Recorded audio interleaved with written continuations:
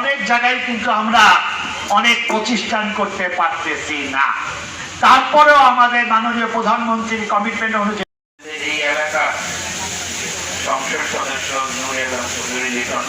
ভাই আমাদের মন্ত্রী সূত্র আমরা হয়তো আরো কথা আবার বসে ভাবছো না আরেকটি কথা কি বলতে গেলে কি আবার খাওয়া করতে চাই কথা হাইলাইট করবেন। আমি আর করতে চাচ্ছি না, খাওয়া কতপুর ইউনিয়নের ভাঙা ভাঙা ভাঙা কমিউনিকের শুভ প্রতিদিন সায় এ পর্যায়ে বক্তব্য দেওয়ার জন্য বিনীতভাবে অনুরোধ জানাচ্ছি। আজকের অনুষ্ঠানের বিশেষ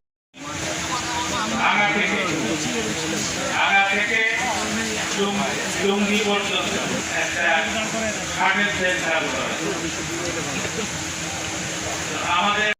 আমার এলাকার লোকে বসবাস করে, তারা কাজ করে এবং প্রবাসীদের একটা বড় অংশ এই ফরিদপুর, মাদারীপুর, শরীয়তপুর, মুন্সিগঞ্জ এই এলাকার মানুষ প্রবাসে অনেকে বসবাস করে, যারা বিভিন্নভাবে টাকা পাঠায়। এই টাকাই রেমিটেন্সি আজকে আমাদের অর্থনৈতিক মূল শক্তি হিসাবে আছে। আমরা শিবচরে ইতিমধ্যে